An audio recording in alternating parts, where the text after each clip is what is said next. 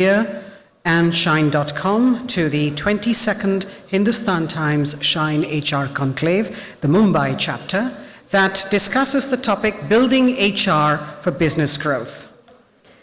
As world economies continue to go through a period of slowdown, the way businesses function has been radically impacted.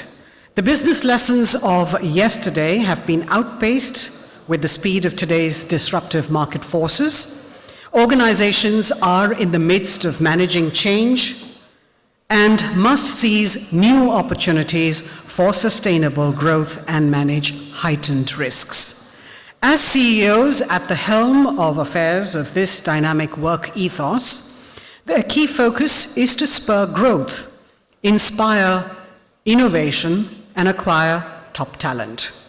So, HR fits very closely with the CEO's agenda today, and CEOs need to align HR to the business strategy. The changing business environment has already thrown HR into the driver's seat, where HR must not only manage the people agenda, but also look deeper into business to claim its seat at the table. HR needs to have a sharp understanding of how the business works and must constantly look at the return on investment and the business impact of hiring.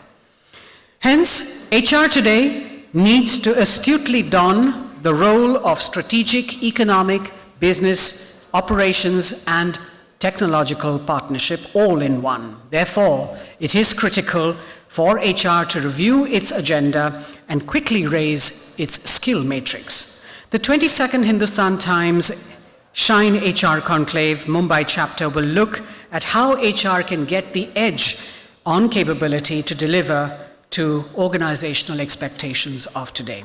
We begin this evening with the opening address by Mr. Y.K. Bhushan, Senior Advisor and Campus Head, IBS Business School, Mumbai. Mr. Bhushan has been celebrated and honored with numerous awards, among which are the Lifetime Achievement Awards, Nurturer of People Award, and the Quimpro Quality Award for Education for his institution building efforts and contribution to management and education in India. He's also been awarded the Visionary Leader by the Stars of Industry Group and DNA. He's an alumnus of Delhi University and has earned his MBA from Indiana University, USA, on a Fulbright Fellowship. Over the last 55 years, Professor Bhushan has taught at the University of Delhi, the National Institute of Cooperative Management, and has successfully headed the Bankers Training Institution of Central Bank of India and the Dena Bank at the senior management level. He's also headed and built from scratch the Narsi Monji Institute of Management Studies, which enjoys the status of a deemed university today. He has been the senior advisor at IBS Mumbai since December 2002 and is concurrently the vice chancellor of ICFA University, Meghalaya in northeast India, and the chairman of the Federation of Universities of ICFA Universities. I'd like to invite Mr. Y.K. Bhushan to please address this gathering now.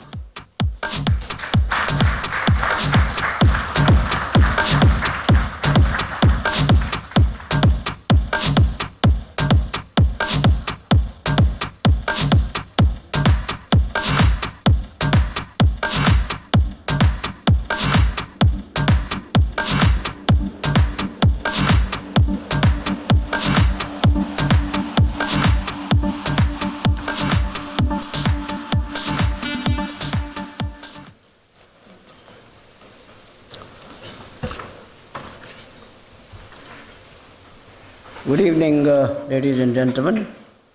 A special good evening to Mr. D. Shiv Kumar, CEO of PepsiCo, with whom I've had the opportunity of touching base at Lahore last year. And an equally good evening to all of you, the lions and the cubs of HR movement, as I might say.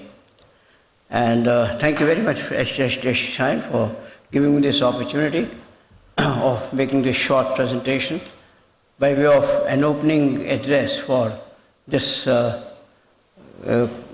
convention this conclave that we have here. I've had the opportunity of addressing this conclave earlier as well, and therefore I'm especially honored to come here again and say a few words by way of an opening address.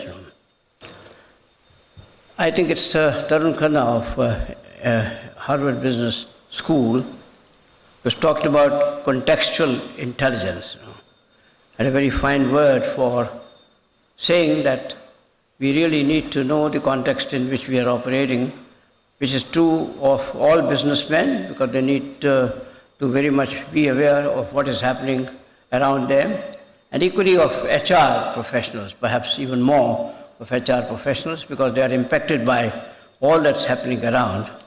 And when we look around and see, as my friend here mentioned, we see lots of changes taking place around us.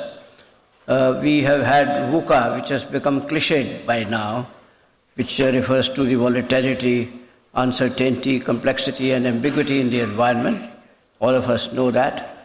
This, therefore, is the age of complexity and uncertainty, driven particularly by globalization. We also have this as the age of BHAG, which was a term coined by Tom Peters when he referred to big, hairy, audacious goals. And I think that's true more of business today than ever before, because today people are venturing out as they never did earlier. This is the age of ambition. And similarly, we have the garage heroes, people who didn't make it in their schools, but then preferred to start it out in the garage and have made it much better than anyone else in the world of business. This is the age of speed and surprise. We have surprises every day in the world of business and in the world of politics and economics all around. We also have this as the age of value-adding ideas. You bring a good idea and you get all the value for it in no time. I think time was never as propitious as now for new ideas which add value. And this is the age of mind-boggling capitalization and IPO, because the kind of IPOs which are being launched now and the kind of capitalizations that companies have built up are also unknown in the history of business. If you look at the drivers of growth in business today, I might quote a survey of around 1350 CEOs of PricewaterhouseCoopers. Innovation which has to do with the new products and services accounted for 35% of the growth. Increased share in existing markets, about 30%. Markets in new geographies, 14%. Mergers and acquisitions, 11%. Joint ventures and strategic alliances, 9%. And if you look at this statistic, innovation certainly takes the cake. This, therefore, is truly the age of innovation. Innovation comes particularly in the realm of services. And everywhere in the world today, services certainly are in the forefront, particularly IT and IT-enabled services, which have shown that they don't grow only by manpower numbers, that they can cut down on manpower and yet shine forth. Reduction in numbers with focus on quality has been their theme. And this has happened obviously because of one factor called talent. Today, though the numbers might be cut down, the kind of quality that people require to drive their business certainly is improving day by day and is becoming more and more demanding. And that's where the question of talent comes. So when we talk about talent, we are not talking about some exceptional out-of-the-world ability. We are talking of the abilities, the competencies which are required to do what an organization requires, and do them very, very well. Now there's a lot of competition there. At the same time, a lot of shortage also. There is a talent crunch almost, And therefore we have the emergence of what we might call talent equity and talent empires, two words which have been doing the rounds in the world of HR now. The talents which are particularly required in the present world are the talents of creativity, which has to do with innovation, of futuristic products, the people who can bring in new products and keep competing, and the talent of powering the future of the organization. Where is the organization going to go and what shape it is going to take? That is the kind of talent that we require among the managers today.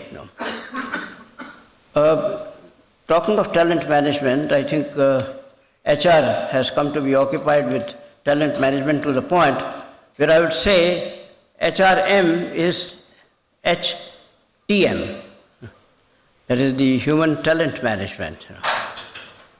And therefore, everybody, particularly the CEOs, and we have one outstanding CEO here, is worried about the talent available and the talent required.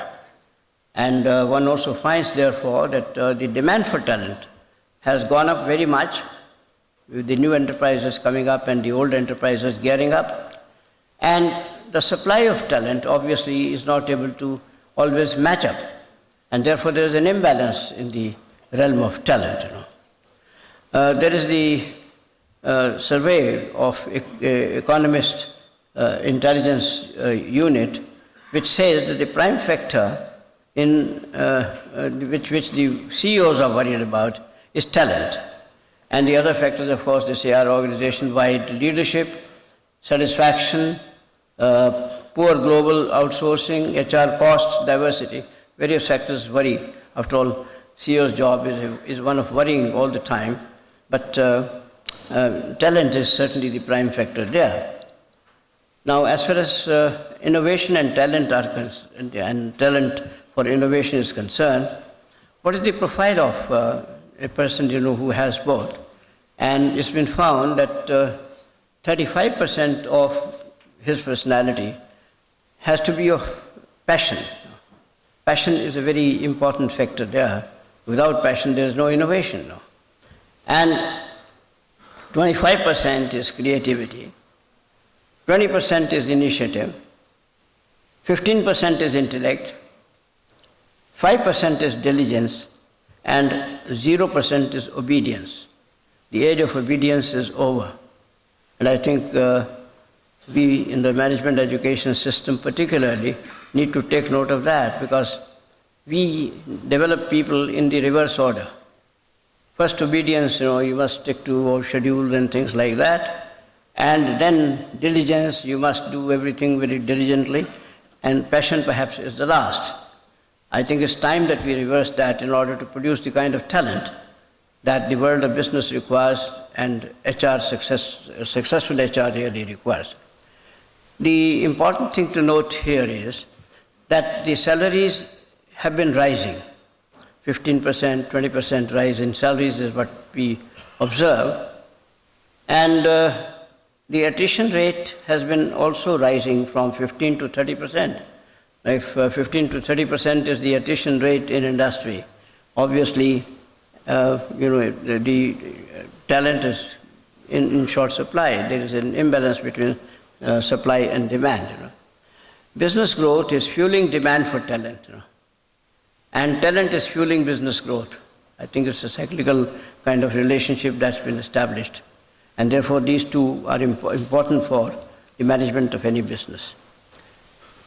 If we look at the challenges involved in talent management, as far as HR is concerned, human resource management needs to concern itself with the sourcing of talent. Sourcing of talent, where is the talent that I require for my kind of business? And that's not always easy. Therefore, we have to keep our eyes and ears open and see where are the people? Where are the people in the schools, colleges, in the management programs, engineering programs, or wherever they are. They're scattered all over. And yet, we should know the right sources so that we can effectively tap the sources of talent. We also need to identify and procure the right kind of talent. And I think in the world of industry today, we find this being done particularly through poaching, When you notice talent being used by some other organization to do better, you look there and see whether you can get them over to your side by paying them a few more chips. And that, I think, is a dirty game. But then that game, I think, is being played all over, and I think has to be played by everybody, because that's the way you can get talent. But procurement of talent. Equally is the development of talent internally. The kind of people you require for your jobs, naturally, can also be grown inside. And I think that requires intensive and focused training and development efforts within the organization. Having acquired the talent, you also have to nurture the talent and develop talent, because talent is also a very sensitive plant which can dry up very fast if you don't pay attention to it and if you don't provide opportunities to talent to achieve their aspirations. You also need to have the right compensation for talent, and that certainly is a ticklish issue, because that tends to raise the cost of procuring talent. But that cost can sometimes be more than met because of the benefit that you get from acquiring talent. But we today have to be ready particularly for the bidding for talent. And that is something that has happened in many other areas. I know in US, for example, you have the business schools bidding for professors. As soon as they know that a professor is going to retire, bids go out for him. And the school which is able to bid the most is able to get the professor. Now, that kind of bidding, I think, is coming into the world of industry, world of business as well. And we have to be prepared for that. So we therefore have to get people and keep them motivated. I think we also have to develop a stomach for talent. And that's a point which particularly concerns the MBAs coming out of management schools. Because many times, just for the sake of show, an enterprise takes up an MBA but doesn't quite know how to use him. And that can really drive the person out, because today the span of attention being short and the span of patience being short, the person can leave the organization in no time. And then the management schools will be blamed for job hoppers, people who don't stick there. Now they don't stick there also because the organizations which take them do not have the stomach for them. They can't digest them. And therefore I think the organization also needs to prepare itself to be able to take these people and stomach these people, nurture them and grow them so that they can keep meeting the aspirations of the people. And yet you cannot wish away the prospect of a person leaving, because talent is also very mercurial and can easily leave an organization to explore greener pastures elsewhere. Now, as far as the role of HR is concerned, a lot has been said. Particularly Dave Aldrich has devoted a lot of his time and writing to this question of the roles that the HR has to play and the kind of identity it has to establish. It's almost a roles rainbow that has come out of these efforts, from a credible activist, and that's the first kind of role, as a harbinger of cultural change, as a person who will be designing the organization strategy, as an architect of strategy, and as an operational executor, also as a business ally. Now, as far as these two roles of business ally and strategy architect are concerned, these are, to my mind, the most important roles which are emerging. We do have the very welcome development of the HR professionals sitting on the boards. But then there is a possibility that the HR professionals who sit on the boards get alienated from the rest of the staff. And I know in many fountains, water fountains, and places where people tend to talk, they tend to talk about people who have become directors and have therefore forgotten about their roots, forgotten about the kind of links they used to have, the buddy relationship they used to have with their staff. I think it's very important that HR maintains its contact with the grassroots, with the people down the line, and are able to do something to help them and counsel them as they used to when they were not on the boards. I think cultural change is a very important role that the HR professionals have to play. I think it's basically is about culture building, the kind of culture that you can create. But then we must reckon with the fact that HR professional is not the only one in the organization, and that everybody tries to play his own game.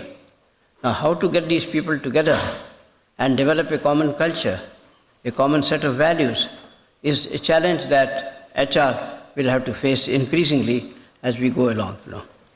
I think out of the various roles that we have mentioned here, the strategic approach, the strategic role and strategic architect role, and the other role of cultural change will be the most important ones. Now, we must recognize the fact that employer brands, and generally we talk about employer brands today, what is your brand as an employer? How well are you preferred as an employer by the companies? Will be determined by the stock of talent that you have, the kind of talent empire that you have built, and the kind of talent equity that you have acquired. Therefore, I think it's important that HR pays attention to the acquisition and nurturing and growth of talent, and builds its competitive edge, because that's where the competitive edge is. Growth does not lie only in numbers.